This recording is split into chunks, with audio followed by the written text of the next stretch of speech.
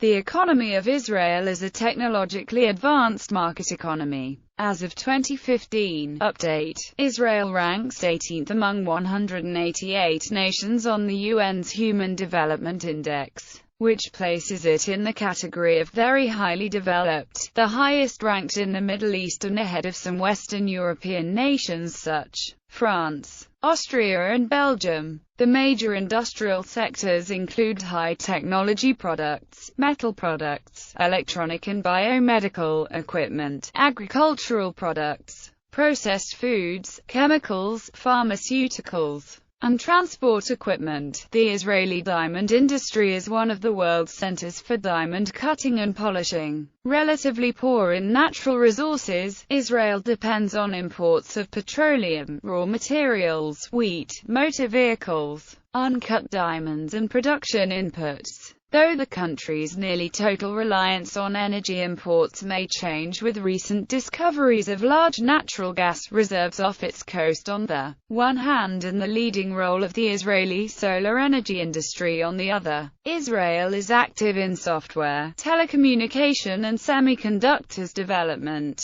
Israel's quality university education and the establishment of a highly motivated and educated populace is largely responsible for ushering in the country's high-technology boom and rapid economic development. With its strong educational infrastructure and high-quality incubation systems for new ideas, boasts a high concentration of high-tech industries in Israel, which are backed by a strong venture capital industry, gave it the nickname Silicon Wadi, which is considered second in importance only to its Californian counterpart.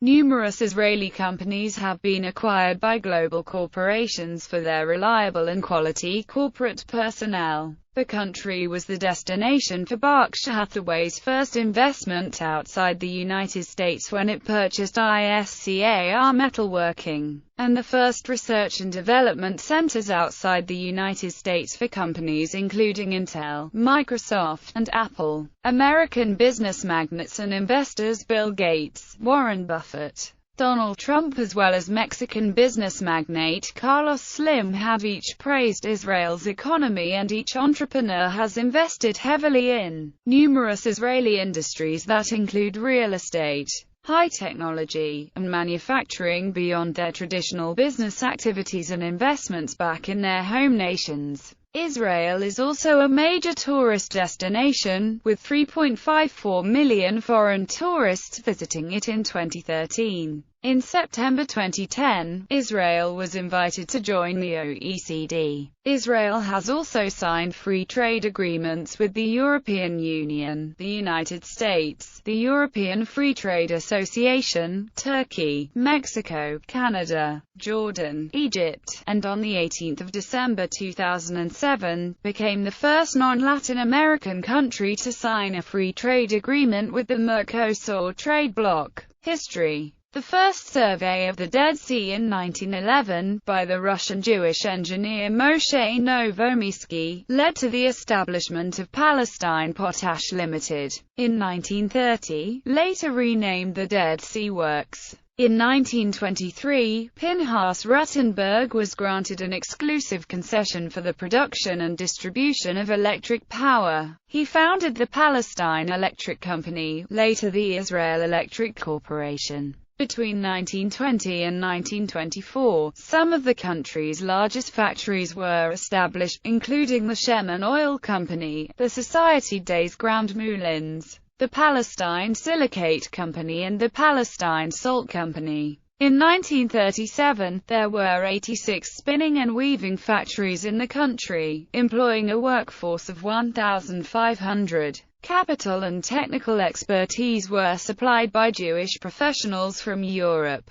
The Ata textile plant in Kiryat Ata, which went on to become an icon of the Israeli textile industry, was established in 1934. The industry underwent rapid development during World War II, when supplies from Europe were cut off while local manufacturers were commissioned for army needs. By 1943, the number of factories had grown to 250, with a workforce of 5,630, and output increased tenfold. From 1924, trade fairs were held in Tel Aviv. The Levant Fair was inaugurated in 1932. After independence after statehood, Israel faced a deep economic crisis, as well as having to recover from the devastating effects of the 1948 Arab-Israeli War. It also had to absorb hundreds of thousands of Jewish refugees from Europe and the Arab world. Israel was financially overwhelmed and faced a deep economic crisis, which led to a policy of austerity from 1949 to 1959. Unemployment was high, and foreign currency reserves were scarce.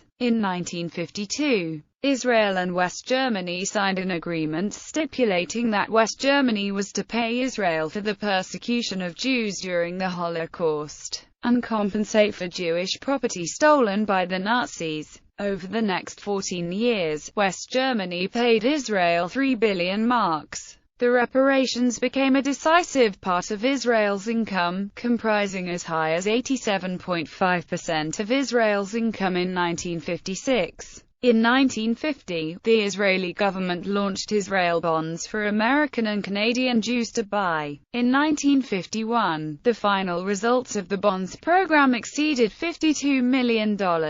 Additionally, many American Jews made private donations to Israel, which in 1956 were thought to amount to $100 million a year. In 1957, bond sales amounted to 35% of Israel's special development budget. Later in the century, Israel became significantly reliant on economic aid from the United States, a country which also became Israel's most important source of political support internationally. The proceeds from these sources was invested in industrial and agricultural development projects, which allowed Israel to become economically self-sufficient. Among the projects made possible by the aid was the Hadera power plant, the Dead Sea Works, the national water carrier, port development in Haifa, Ashdod, and Eilat, desalination plants, and national infrastructure projects. After statehood, priority was given to establishing industries in areas slated for development, among them Lachish, Ashkelon, the Negev and Galilee. The expansion of Israel's textile industry was a consequence of the development of cotton growing as a profitable agricultural branch.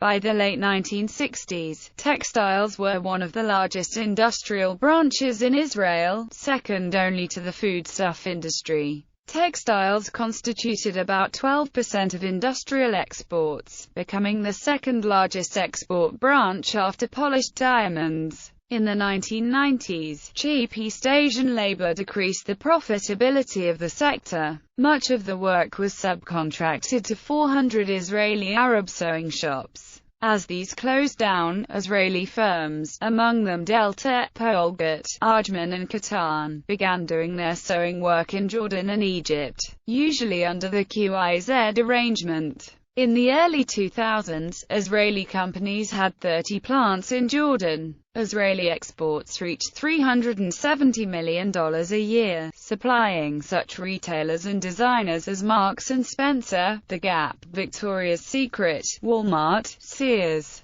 Ralph Lauren, Calvin Klein, and Donna Karan. In its first 2 decades of existence, Israel's strong commitment to development led to economic growth rates that exceeded 10% annually. The years after the 1973 Yom Kippur War were a lost decade economically, as growth stalled, inflation soared and government expenditures rose significantly. Also worthy of mention is the 1983 bank stock crisis. By 1984, the economic situation became almost catastrophic, with inflation reaching an annual rate close to 450% and projected to reach over 1,000% by the end of the following year. However, the successful economic stabilization plan implemented in 1985 and the subsequent introduction of market-oriented structural reforms reinvigorated the economy and paved the way for its rapid growth in the 1990s and became a model for other countries facing similar economic crises.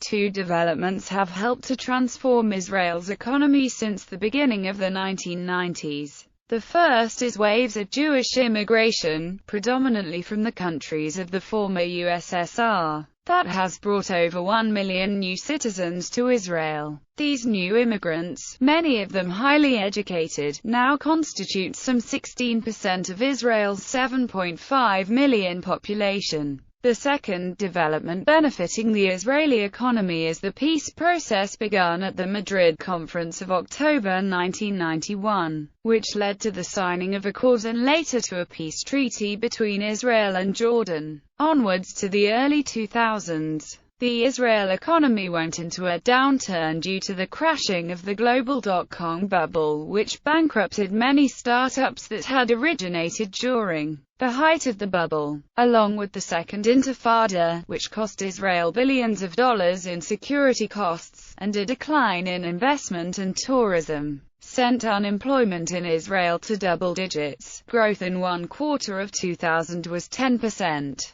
In 2002, the Israeli economy declined in one quarter about 4%. Afterwards, Israel managed to create a remarkable recovery by opening up new markets to Israeli exporters farther afield, such as in the rapidly growing countries of East Asia, as well as a rebound in the tech sector with the gradual bottoming out of the dot-com crash and global increase in Internet usage worldwide, which created a demand for software, and a demand post 9/11 in security and defense products, both of which Israel was ready to provide due to early investment in those fields, allowed for a gradual easing of the unemployment situation within the country. In the past few years there has been an unprecedented inflow of foreign investment in Israel, as companies that formerly shunned the Israeli market now see its potential contribution to their global strategies. In 2006, foreign investment in Israel totaled $13 billion,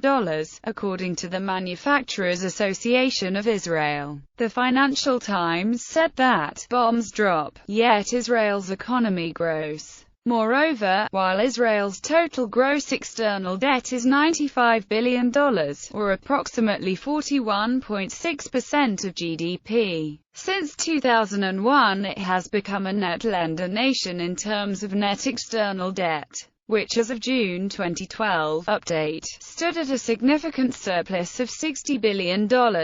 The country also maintains a current account surplus in an amount equivalent to about 3% of its gross domestic product in 2010. The Israeli economy withstood the late 2000s recession, registering positive GDP growth in 2009 and ending the decade with an unemployment rate lower than that of many Western countries. There are several reasons behind this economic resilience. For example, the fact, as stated above, that the country is a net lender rather than a borrower nation, and the government and the Bank of Israel's generally conservative macroeconomic policies. Two policies in particular can be cited. One is the refusal of the government to succumb to pressure by the banks to appropriate large sums of public money to aid them early in the crisis, thus limiting their risky behavior. The second is the implementation of the recommendations of the Barker Commission in the early to mid-2000s, which recommended decoupling the bank's depository and investment banking activities, contrary to the then opposite trend, particularly in the United States, of easing such restrictions, which had the effect of encouraging more risk-taking in the financial systems of those countries. OECD membership. In May 2007, Israel was invited to open accession discussions with the OECD. In May 2010, the OECD voted unanimously to invite Israel to join, despite Palestinian objections. It became a full member on 7 September 2010. The OECD praised Israel's scientific and technological progress and described it as having produced outstanding outcomes on a world scale. Challenges. Despite economic prosperity, the Israeli economy faces many challenges. Some are short-term and some are long-term challenges. On the short term, its inability to duplicate its success in the telecommunication industry into other growing industries hampers its economic outlooks. Its inability to foster large multinational companies in the last decade also calls into question its ability to employ large numbers of people in advanced industries. On the long term, Israel is facing challenges of high dependency of the growing number of ultra-Orthodox Jews who have a low level of official labor force participation amongst men, and this situation could lead to a materially lower employment-to-population ratio and a higher dependency ratio in the future. The governor of the Bank of Israel, Stanley Fischer, stated that the growing poverty amongst the ultra-Orthodox is hurting the Israeli economy. According to the data published by Ian Fersman, 60% of the poor households in Israel are of the Haredi Jews and the Israeli Arabs. Both groups together represent 25 to 28% of the Israeli population.